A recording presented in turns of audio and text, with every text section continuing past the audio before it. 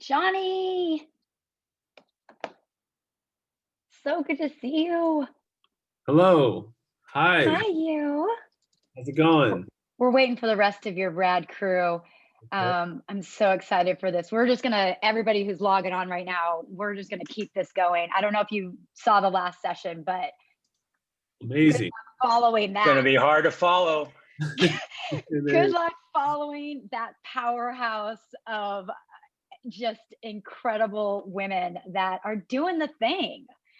It's amazing. So we've got Jesse and then Mark. As soon as Jesse joins, I'm out of here. All good. I know the boys can bring the heat. Yeah. I'm not worried. I'm not worried. We have, this is, one of our crews that have been around for a long time doing a lot of incredible things. Hi, Jesse. Jesse, Tony, Johnny. Hey. That's amazing. So you got 35 Q&A, you've got, and I'm going to bail out. Gentlemen, thank you so much forever for joining us. We're excited and we're so appreciative you could be here. Thanks, everybody. Thanks, Chris. Right on. Thanks, Chris. Well, like Chris said, guys, I don't know how we could follow that. That was pretty amazing. But Counting on you. welcome. We're gonna do our best, right? So despite COVID, guys, we are going to do our best to include the entire world here, mostly because of who we just saw, the beautifully and wonderfully made Chris Primacio, inside and out, for herding us and gathering us in these crazy times. So special mahalos to you, Chris. We know you probably haven't slept in 2 months.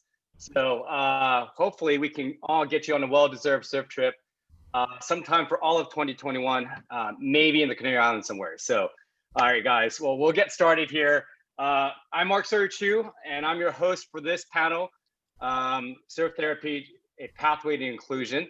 And I've probably got some of my favorite and most inclusive people in the world here on the panel with Jesse Billauer from Life Goes On, Johnny Irwin from City Surf Project, and last but not least, the beautiful Tony Leroy from Youth Mentoring. So ladies and gentlemen, I've got the dream team here.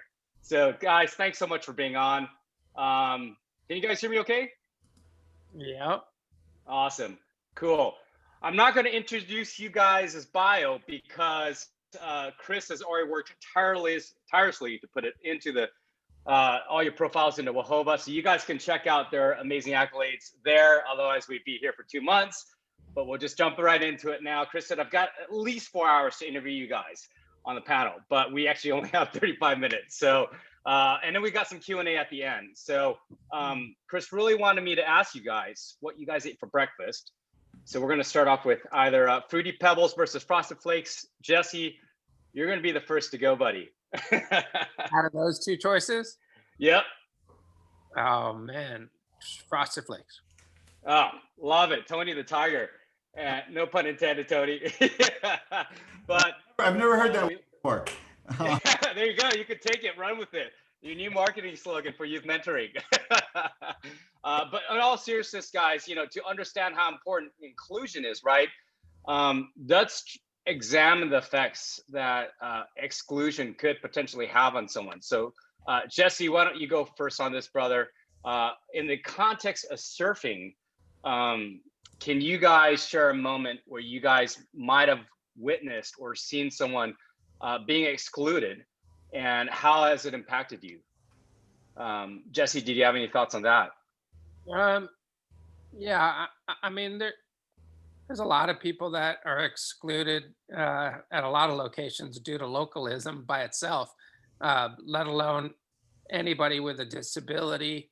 There's people that it takes a lot of work to get them to the beach, and there's not a lot of help, and it's not always accessible. But like I said, a lot of beaches aren't inclusive, even if you're able-bodied, because the locals don't want you there. So we're just trying to spread as much aloha and spread as much love and energy out there as we possibly can. Good energy. One person can ruin your day, out there. One person can just ruin your whole day. So the ocean's a place that should be welcome to everybody, and good energy and good vibes, and respect at the same time. But that's just where I'm at right now.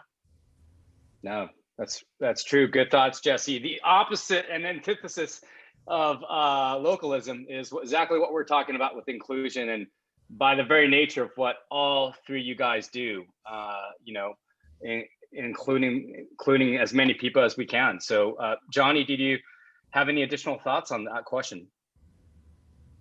Yeah, I think first of all, great to be in the company of everyone here and on this panel. Just an honor. And yeah, I would say, just to echo what Jesse said, is that there's a lot of folks that are excluded. Surfing continues to be a tremendously exclusive sport, and there's barriers all over the place. You know, it continues to be much an able-bodied sport, and there are people that are marginalized, continue to be, and there's a lot of factors that go into it. And so a lot of it is geographical barriers, but just other barriers in society that have made it very exclusive and dominated mainly like a white male able-bodied sport. And that's the kind of the purpose of what our organizations are doing, is trying to knock down those barriers and locate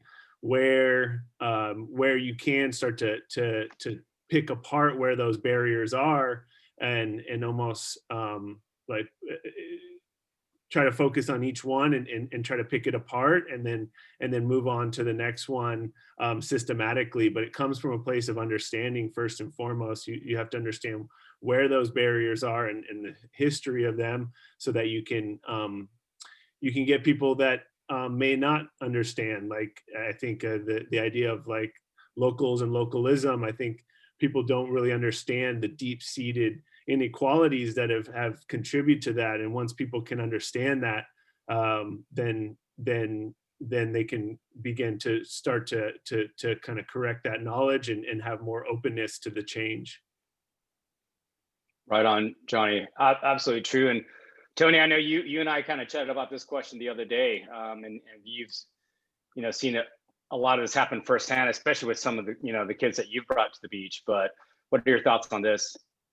Man, just hold me back. I mean, I have so many experiences with this. One thing that just popped into my head was I took a group of young men to up north, further north in California you go, the more localism you find, because LA is pretty diverse to start with, so it's not as shocking to people and stuff. And then people are afraid we're going to invade their waves and all of that. So I took three black young men surfing up north, and so I was explaining to them what they might run into and preparing them for the localism. And I started talking about the neighborhoods and stuff like that, and the kids just turned to me and go, "Surfers are gangbangers." It was right. an experience that they feel in their neighborhoods, And one of my young men, who's kind of become the poster child of our program, World Surf League did a documentary on him, Gio Doriso. He experienced a different kind of exclusion. He weighed 300 pounds when he came to us. And I went to the youth center where he was trying to play on the basketball team, and the coach made him sit in the stands because he didn't want a fat kid on his bench. I think it was as close as I've come to violence with anybody. I'm a very peaceful guy. Yeah.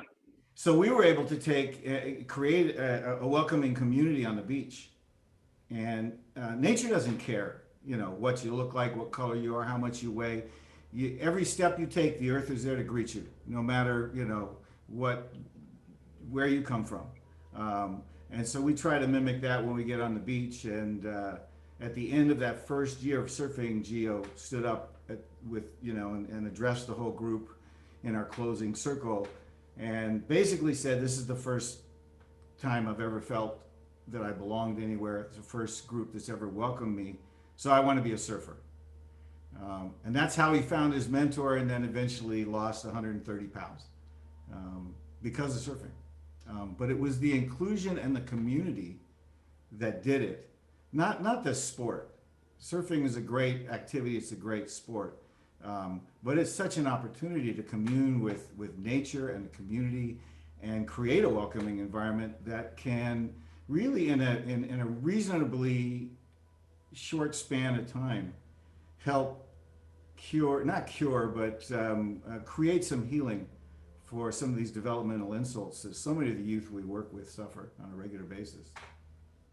That's right. Well, thanks, Tony. And righteous anger right there. And if you guys haven't seen the film, it's part of the Transform series with WSL on Geo. And guys, I love that because we just came up with the ultimate 2021 marketing plan for surf companies. And instead of locals only, we're going to do inclusion only. So we'll start printing the stickers and T-shirts right after this call. We'll put in the order with Chris. So guys, well done on that. And I wanted to ask you guys that general question for the three of you, and I kind of came up with specific questions for each one of you, but I'd love for the rest of you guys to chime in as well if you guys feel led. So Johnny, we'll move to you on the next one, buddy. And similar to Tony and youth mentoring, you bring a lot of kids and at use with from the inner cities and places that are just plain far from the beaches. And you've got way colder water up there in the Bay and weather, bigger sharks than we do, than us warm water surfers down here in SoCal. But how do you specifically tackle beach access with City Surf Project? Well, I think in Northern California, in San Francisco specifically, is a metropolitan city and an urban environment, but then it meets this beautiful Northern California coastline and has beautiful waves, and that just anytime or anyone that goes and visits the coastline, you get a sense of that beauty, and it really enters you. So what we do is a lot of it is transportation, and a lot of it is providing that access through transportation, and that's also being mobile from day to day, depending on the different circumstances of the waves, and going to different spots and exploring the coastline and really exploring its beauty is a great way of allowing our youth to really connect and get that deeper connection. So it's literally transportation through vans, and that might be picking youth up from where they live, and really succeeding in knocking down that barrier. The public transportation in San Francisco isn't a good one that allows access to the coastline, and some of the beaches that we go to, our beginning beaches, are outside of San Francisco and would take a few hours to get to. So it's a crucial part of what we do, is that transportation. And if it means picking youth up from their house, we'll do that. Whatever it takes to really knock down that barrier is a huge part of it. And whatever we have to do to get to the coastline, to get to the beach, and make sure that we have that access in specific spots like Pacifica. There you do need a surfing permit, and so this has been an issue because there are only a certain amount of permits allotted there, and they're only allotted to commercial surf schools. And so right there, that's folks that can pay the high price of surf lessons, and that also automatically excludes certain folks. So we've been working with other organizations, Brown Girl Surf, another organization in Oakland, on getting a nonprofit permit or a community access permit. And it's been a struggle to say the least, because the local community wants to keep the surf school permits at a minimum, and don't really understand the necessity for having a community access permit. And that goes back to what I was commenting on before, is just a kind of a lack of education around the deep-seated inequalities that have kept communities from accessing surfing and accessing the coastline. It's not enough just to have allow beach access, which is part of the Coastal Act, we need to go further and actually make more of an effort to be inclusive of surf programs like ours through permitting or whatever it takes to make sure that bridge is built. Right on, Johnny. I know it's a lot of work, and you guys do an amazing job up there. Tony and Jesse, did you guys have any thoughts on access with you guys specifically, and what you guys do with your organizations? Well, I can share that the biggest issue in Los Angeles with youth programming, period, for all the stuff we do, is our kids are not mobile, and LA is sprawled out. So when we started our program, Alan Scott, one of the Z-Boys, called me up. Jesse knows him. In fact, Jesse spoke to our group back in the day. Stylist. I'm sorry? I know him as a hairstylist too. Yeah. That's what he was doing when he called me up. And he said, I was a raging teen and surfing saved my life and I want to give it back. And so I just loved his passion. I was doing mentoring programs. I wasn't a surfer. I tried a little bit in the early days. I became a surfer at 50 because we started this program and I didn't want the kids to be the ones having all the fun. But so Alan and I just got a ragtag group together, borrowed some boards and wetsuits and landed on the beach. The first time we went out, we had a few kids. The word got out. The next Sunday, we had so many kids wanting to go. My organization at the time had one 6-passenger van, minivan, or 8-passenger minivan. Drove back and forth to the hood 3 times to pick up kids to get them out to the beach to surf. So now we have 3 15-passenger vans. Unfortunately, under COVID, we can only take 5 kids at a time in them because we have to distance them. But for many, many years, we were loading up all 3 to get them out there. But it's not easy. The world that our youth live in is like an 8-block radius. And so, so we have to provide the transportation. And others who are looking to do this, you got to tackle that before you are going to be successful. You can't get the kids there, you got no program, right? Right. So I always recommend folks, partner with nonprofits that already have transportation or something like that, if you don't have the resources to, get those vehicles. Yeah. Well, Tony, Johnny, you guys were the Uber and the Lyft before they were around. So thank you guys for all the lives you touched with that and all the gas you've put in your tanks. Jesse, you've done events all over the world with Life Rolls On. Any thoughts on access with you guys? Yeah. Fortunately, the beaches that we choose are somewhat accessible, but we actually bring our own pathways and flooring. So a lot of times when you're in a wheelchair and you go to the beach, you're kind of stuck on this little area, or maybe even at the boardwalk or in the parking lot. Or if somebody lifts you and puts you on the sand, you're kind of stuck in that one little spot. And to be honest with you, it doesn't feel good. And you feel more disabled because you can't even move. So what I made a point to do was build a huge platform on the beach with a pathway to it, so that people can have a huge rolling area to be able to talk to people, roll around, not feel like so congested or feel like they're stuck. And that's been huge. And we've built those. They're plastic, and they come together, just pieces, and we store them.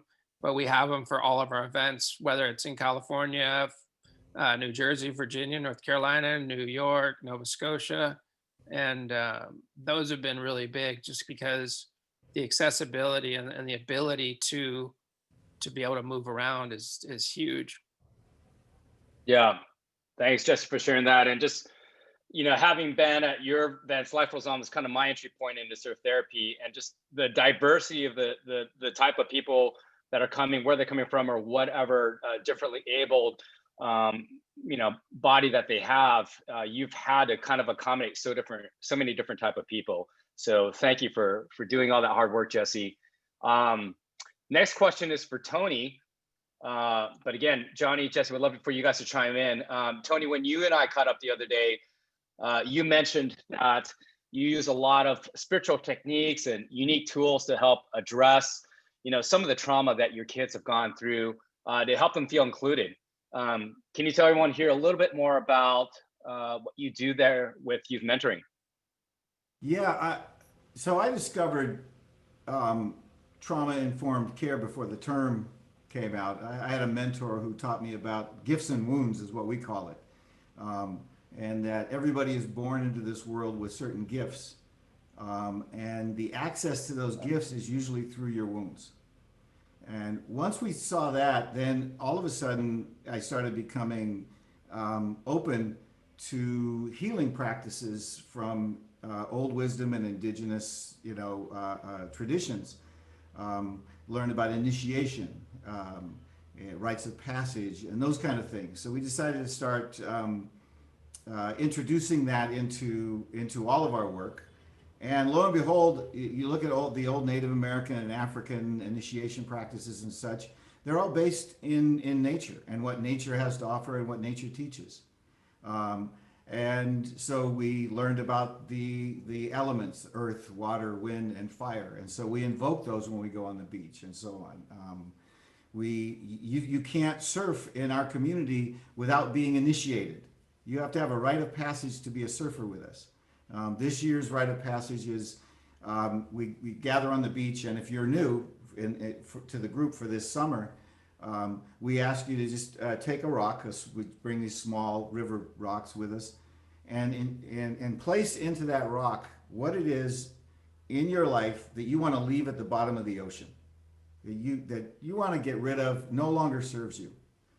And then they get their mentor and they walk out into the ocean until they're neck deep with the mentor. And when they're ready, they sit on the bottom and the mentor is holding them down so they can stay down there as long as they want. And you leave the rock, you come back up, and then you tell your mentor what you want to replace that with. Before that even happens, we have to do all the COVID protocols now. And so it's just way too clinical to take everybody's temperature and have them use hand sanitizers and things like that. It's kind of antithetical to what we're doing out there, but it has to be done. So we've married each protocol to an old ritualistic practice. So the first thing that happens, your temperature is taken. So we talked to you about the fire. Last Sunday when we went out, we asked people, where do you need more fire in your life? And half of the group needed more fire for inspiration. They're depressed. And half of them needed less fire because they're getting too angry, angry too easy, and so on and so forth. But now they're expressing what's inside of them that needs to be healed through this practice that we're about to engage in. And then the hand sanitizing, we do a hand washing ritual. It's the oldest one in the books. And we talk about, what needs to be cleaned off, and how do you enter life starting this moment in a cleaner way. And then with the masks, until we get in the water, everybody is masked up. And so we talk to them about, you're going to put this mask on, but you're actually putting this mask over another mask. And what's the mask you wear in the world, and what's hiding behind that mask? And so we try to transform all of these practices into deeper soulful practices that will invoke what needs to be healed inside of us. Right. And then, it's all done in community. Community is the most critical factor here. That, we're talking about inclusion. These kids that come to us live in a world that tells them every day that they don't belong here, that this place wasn't built for you. So all of our mentors and staff are trained to offer soulful, deep welcomings and to create inclusion on the beach and help the young people who come out. And of course, we get it too, right? Understand that we belong. We belong. And, and the rest of the world needs to start understanding that as well. Yeah. I love that, Tony. Ashes to beauty, and it is a broken world, but thank you for the difference you are making there with all those kids that you've touched. Johnny, Jesse, and I know being in the ocean is inherently, spiritual, right? And there's obviously that connection with the creation and hopefully, ultimately with the creator. But for you guys, do you guys have any unique tools or techniques that you guys use with Life Rolls On or City Surf Project? Go ahead, Johnny. Yeah, I'd say that just like Tony was touching upon on the last part, there is really creating a sense of belonging in our program. Is about family and a sense of community, and that everyone is accepted and loved unconditionally, and we incorporate the ocean and surfing in that, and that you will never fail in our community. You'll get knocked off the surfboard, or you'll wipe out, but you'll hopefully get back on and get back out there to succeed, and we all will help you do that as a family, and congratulating people and using that time at the beginning of our sessions and at the end of our sessions to express fears, to express things that folks may be going through, so that the community can help. And it's just really that sense of belonging, which helps us keep our groups together and consistent, and have young people coming back and experiencing more growth and building a deeper connection, is what we focus on and what we try to do. Right on, Johnny. Jesse, any additional thoughts? Yeah, I mean, just at our events, I just really want like all the people with various disabilities to feel like very special that day, like kind of like a VIP. So, they roll up and then they get everything taken care of.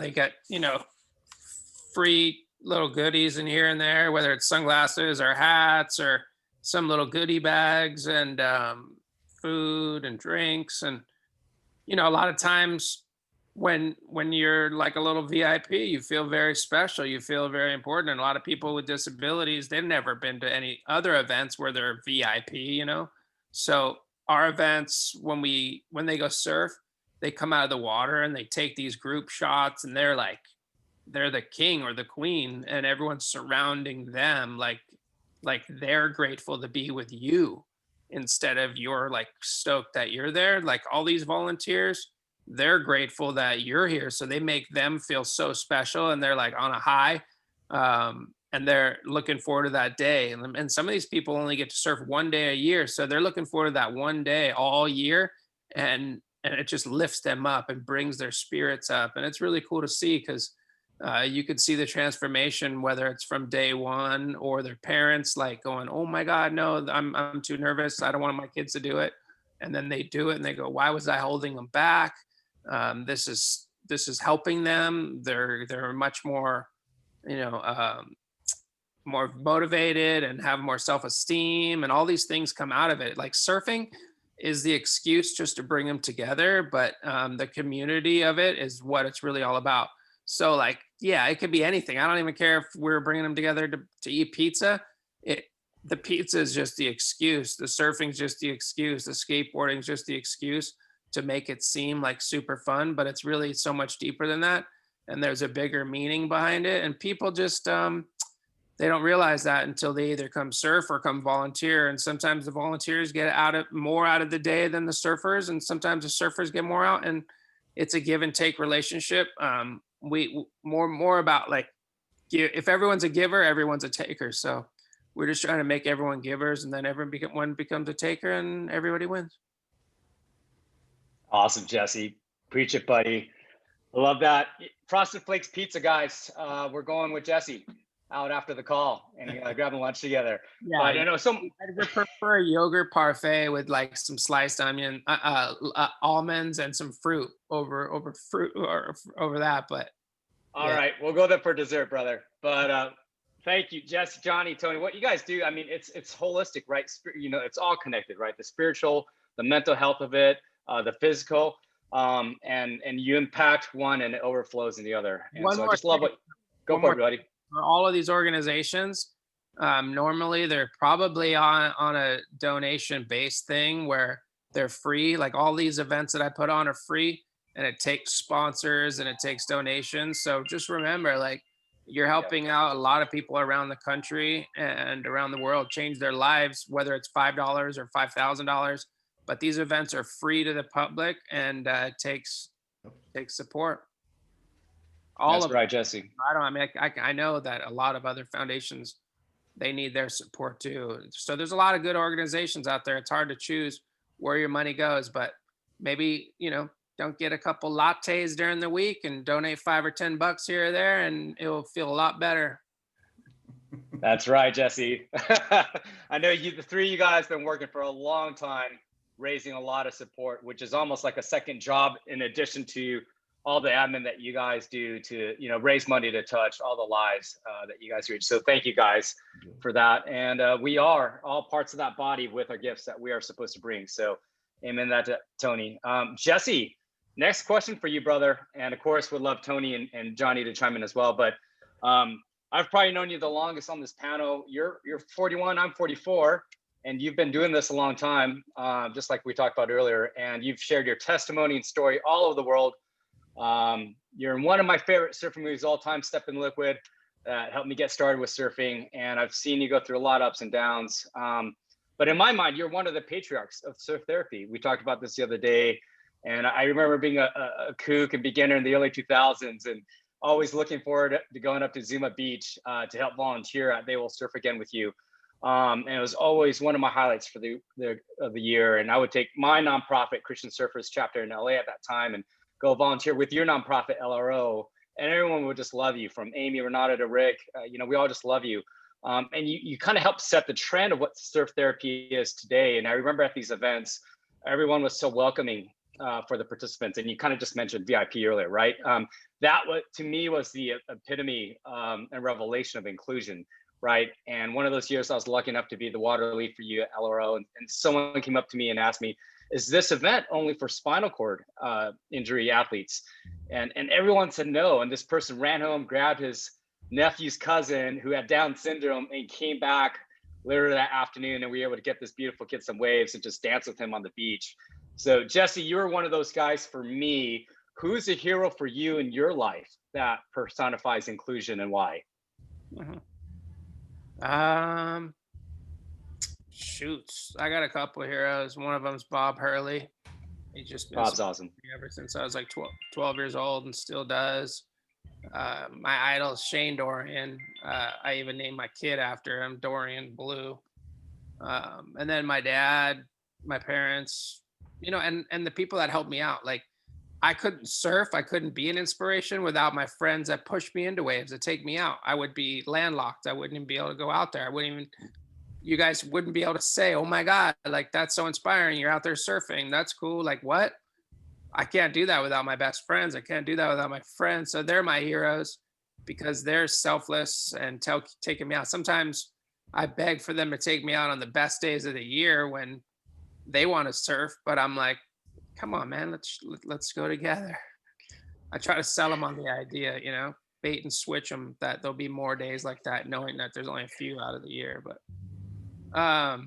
so those are my real heroes right there. Those are the people that I look up to. And then at all my events, every person that comes is my hero, because they could be choosing to do something else on that Saturday or that Sunday, but they're taking their time out of their day to come to my event. And all the athletes who trust me and trust my foundation and trust the volunteers that I pick and the land leaders and the water leaders that we pretty much choose. Gosh, does it get better than that? That they actually trust you with their lives and they trust you with a complete stranger? That's pretty cool, because that's scary. And we just want to make sure that they're safe and they're happy and they're smiling and having a good time, because this is only one day of the year that's going to help hold them over, and it's cool. And we take videos and photos, and they get to see themselves, and they get to go to school and say, I surfed last weekend, and people are looking at them like, how the hell did you surf? And they get to show them a picture or something. And now these kids are like heroes at their schools, like they're popular. When they were just like, I'm a disabled person over here in the corner. now they're getting picked, like, oh my God, like, dude, you're cool. So the life rolls on stamp of coolness. We love that, Jesse. You are pretty cool in our eyes. And Uh, Tony, Johnny, yeah, you're not supposed to, like, if I was a woman, would you say I was 41? I facial hair. I want to be young too, bro. I'm still 20 something. I'm not 41. There you go. 21 forever. I think that's your store, right? Dude, I got you by 25 years. So You're there you cool. go. I started surfing at 50. So. But you're more into ground than all of us, Tony. I look like one out there, that's for sure. But I do want to tag on to that because, I was thinking, you asked Jesse the question where he got to at the end with my heroes are these young people with this that go through what I could never dream of having to go through in my life, and the beautiful resilience that they show. And they get it from both sides, by the way. One of my young ladies, Daisy, one of the early ones actually, she's a contemporary of Geo, been with us for a long time, started surfing with us and went back to the school. She's Latina, and her friends were calling her a coconut. So brown on the outside, white on the inside. And so she was dealing with that, plus, seeing nobody that looks like her, in the water. And she just persevered through that. And now she tells the story better than I could recount it about how that dynamic helped her really learn to stand up in herself and claim her place in the world. She was terribly shy when we met her. She could, if you were standing next to her and she was talking to you, you couldn't tell what she was saying. Now she speaks in front of groups of hundreds of people. She had a cleft palate, and so she had that thing going on, and she's just become, she's one of my hundreds of daughters now. But just,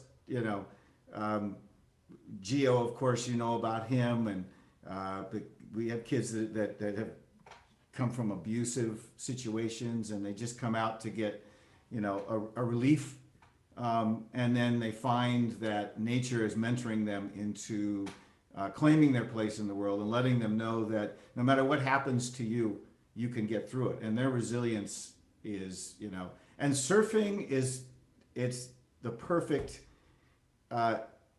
vehicle. I tell our instructors when they first, our mentors when they sign up, this is not about surfing. Surfing is the vehicle.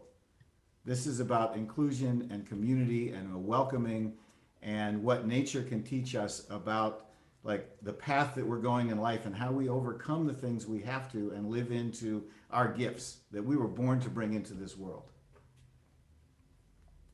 Amen, Tony. Johnny, anyone from your end in your life that's epitomizes or personifies inclusion?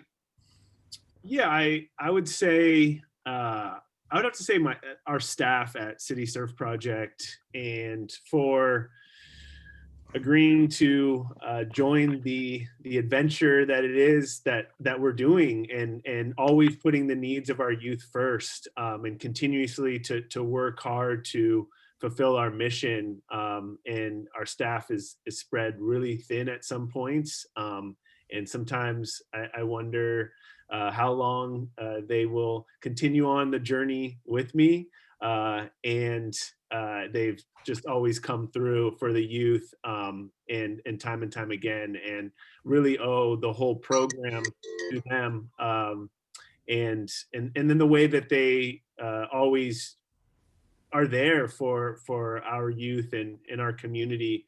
So I'd have to say that they are my heroes, and like Tony mentioned too, that the youth are always inspirational to show that perseverance and just what it means to be alive and what it means to move through this world, and it just opens your heart. But I would have to say the staff are heroic for me. Yeah, all three of you guys are amazing heroes with an army of volunteers behind you. And we acknowledge that. And thanks, Johnny. We're going to move into Q&A, guys, here now. And we've got a ton of questions coming through on the Q&A chat for Zoom. So I just opened up the first one here, and it says, here we go. Let me just pick one here. Frosted Flakes or Free Pebbles? No, just kidding. We already tackled that one. How can we make sure? You can eat some sugar. It sounds like it. I know we got to get you guys in the water after this. Going to be pumped up on sugar.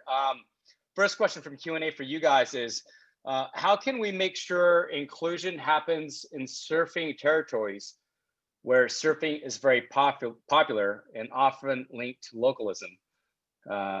So kind of what Jesse said earlier, ambassadors of Aloha, but what are you guys' thoughts on that? You know, probably like, I don't know, places with amazing waves, First Point Malibu, although there's a lot of rocks, you know, Jeffreys Bay. Go, Jeff. Just like Tony was saying, like surfers are like a gang. You go to the leader of the pack, man. You go to the head honchos of that area, and you bring that, and you have somebody be able to open up that conversation, and you let them know what your goals are, what your intentions are, and how you feel like you want to bring more inclusion and get some inspiring stories in these people's heads, man, because sometimes they're so close-minded and they don't really understand what's going on around them. Everyone has their own problems, man. I don't care who you are, how wealthy you are, how good looking you are, whatever, man, you got problems. And so we just need to inspire the people in these communities to open up a little bit more and realize, look, man, this could be you. This could be your friend. This could be your brother. This could be your son. I don't even care, right? So there's just so much time in the year and so much time in a day that you could share. So that's all it comes down to, is like open up people's hearts, open up their mind, and also realize that they might not know and they might not understand, or they might be so closed-minded. Like, you have to realize, give them the benefit of the doubt. And then if the motivation and the stories and the conversations don't open up, like, some people just don't get it, and it's unfortunate. But that's what I try to do, is teach and show, and hopefully they'll learn and become better people. That's right. Yeah. Just knock on the door and hopefully it opens, and if not, move on. And I love that, Jesse, pointing out, partnering with the local surfing communities that are already there, building that relationship with those local leaders. Johnny, Tony, did you guys have any additional insight on that question? Yeah, I would say, Johnny, did you go ahead? No, go ahead. I can follow up. Go ahead. Well, I would say two things, and Jesse hit on both, on one of them, which is inspiring stories. Tell your story, get it out there. Jackson Brown volunteered. He contacted us and said, I want to do a concert to raise money for you guys, because he saw an article in the LA Times, and he saw black kids surfing. A picture of our program.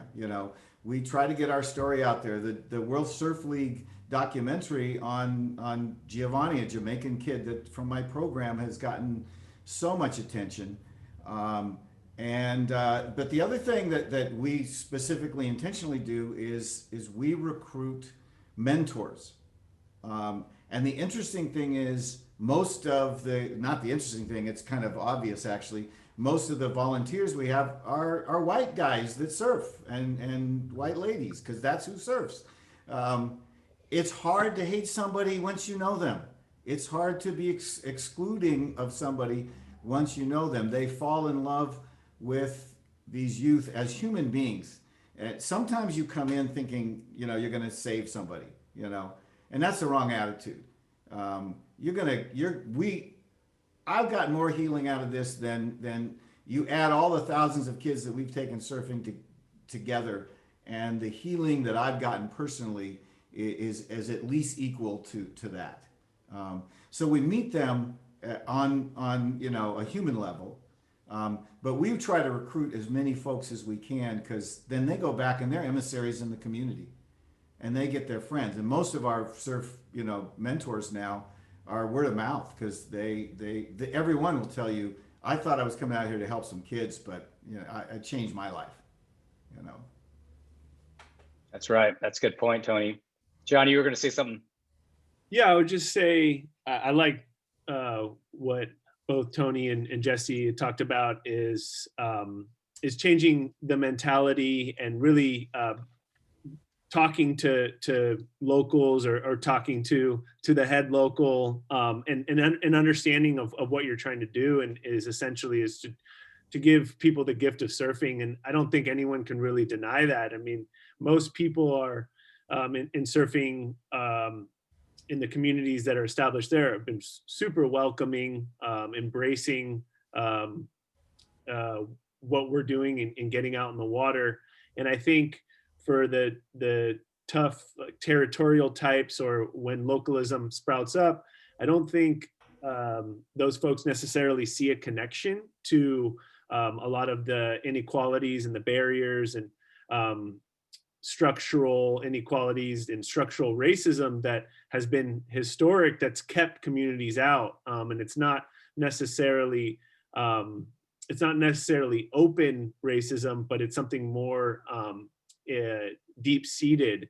And so I think that understanding where that comes from and the bigger picture, and understanding the bigger picture will help people see that a lot of the reasons that there are locals, or the privilege to be at this spot, or at this coveted spot, and to have grown up by it and lived by it, has come at the expense of a lot of other people. And so I think a lot of it comes with education, and a lot of comes with building those connections, like Jesse said, and like Tony said, and it comes from all over. And so I think thinking largely about the surf industry and creating a sense of belonging, and looking inside ourselves, in the surf industry looking inside itself, and seeing where can we be more inclusive, where can we continue to open up the conversation, to change the narrative, to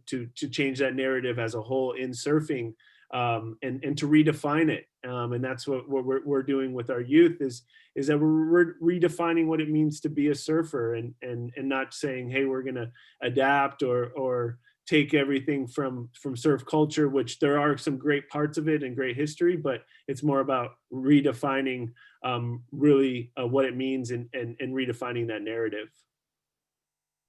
I love it, Johnny.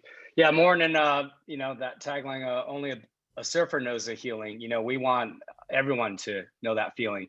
And if kind of Jesse said earlier, if you're a human on this earth, you have problems. And to what Tony said earlier, no matter who you are, you want to feel like you're included and part of a community.